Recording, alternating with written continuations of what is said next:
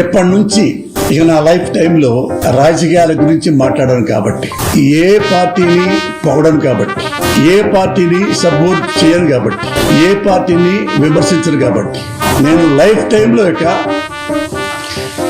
రాజకీయాల జోలికి పోదలుచుకోవాలి. నీ అందరికంటే ఎక్కువగా పొగిడింది ఎవరో తెలుసా? నారా చంద్రబాబు నాయుడు గారిని. ఆయనకి 100 అడుగులు కటౌట్ కట్టించాను. కటౌట్ లాక్స్ పెట్టి ఆ బాబు గారిని అభిమానించేవాళ్ళు వీళ్ళని ఎవ్వరు మనం పట్టించుకోకుండా ఎవడెవడో మనం ఇది చేస్తున్నామని కూడా నా వింటుండగా నాతో మాట్లాడారు. నేను కమ్మ కులంలో పుట్టినందుకు, అదే కాలంలో చంద్రబాబు పుట్టినందుకు సిగ్గుపడుతున్నా. అది దైతుడు, సన్నాసి, దుర్మార్గుడు నా కొడుకు, సన్నాసి నా కొడుకు చంద్రబాబు నాయుడు.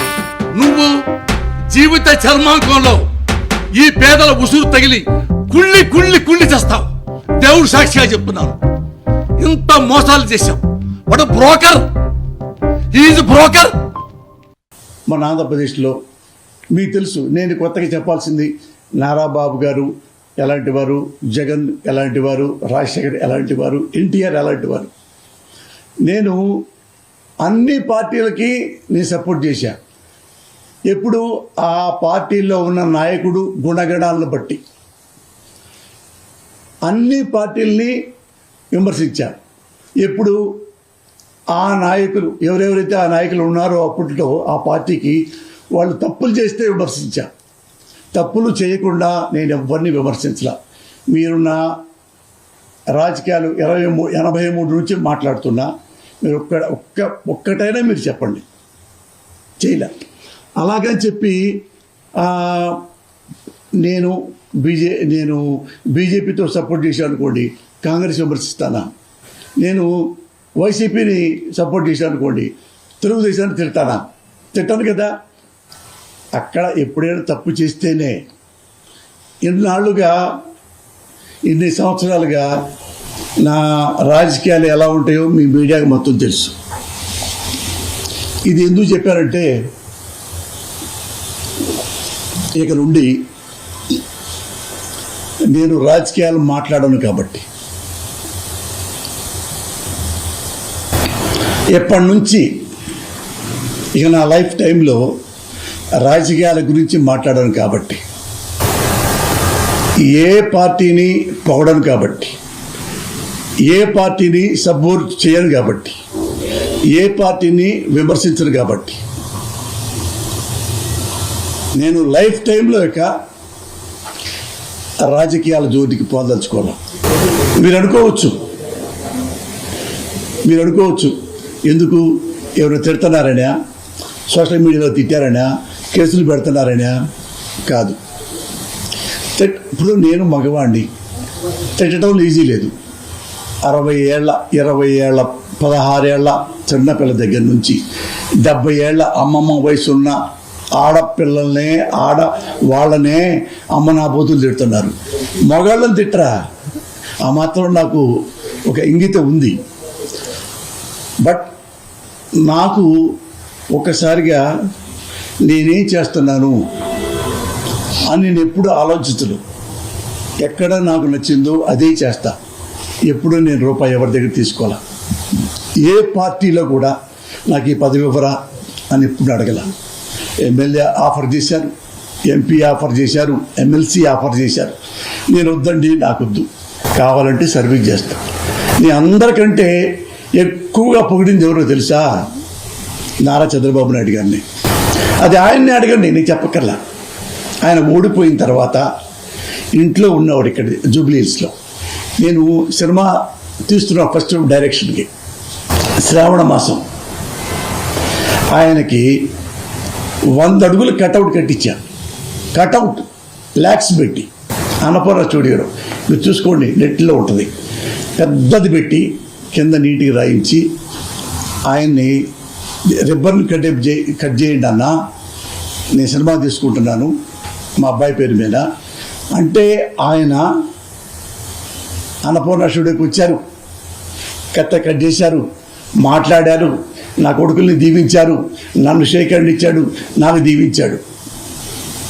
అప్పట్లో మరి అధికారంలో ఉన్న ముఖ్యమంత్రిని తీసుకురాలేదే.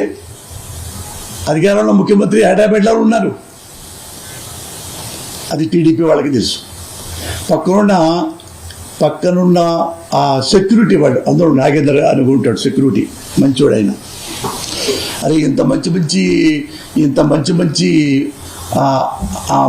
బాబు గారిని అభిమానించే వాళ్ళు వీళ్ళని ఎవరు మనం పట్టుకోకుండా ఎవడెవడో మనం ఇది చేస్తున్నామని కూడా నా వింటుండగా నాతో మాట్లాడారు. మరి అప్పుడు బాబు మీద నేను కోపడ్డాను. అంత పెద్ద ఫంక్షన్ని నేను బాబు గారిని పిలిచాను. ఆ నిజంగా మంచి పనులు ఉన్నాయి. మంచి పనులు అప్పుడల్లా నేను ఫుల్ పేజీలో కూడా బాబు గారి గురించి రాశాను. జవాబుదారీతనం గురించి, మరో దాని గురించి, ఐటీ గురించి, మంచి ఏమన్నాయో మంచి ఎప్పుడు అభినందించా. ఆయన తప్పుల్ని కూడా విమర్శించా. అప్పుడు వచ్చింది తంట. నువ్వు పొగుడుతావు, ఉండు సంతోషం, నువ్వు తిట్టకూడదు. మరి నేను బీజేపీ ఆయన పొగుడుతాను. ఎప్పుడన్నా బీజేపీ వాళ్ళు మిస్టేక్ చేస్తే నేను విమర్శిస్తుంటా. మరి నన్ను తిట్టలేదే వాళ్ళు. నేను చాలామందిని, నేను రేవంత్ రెడ్డి గారిని కూడా ఒకసారి ఒక కామెంట్ చేశా.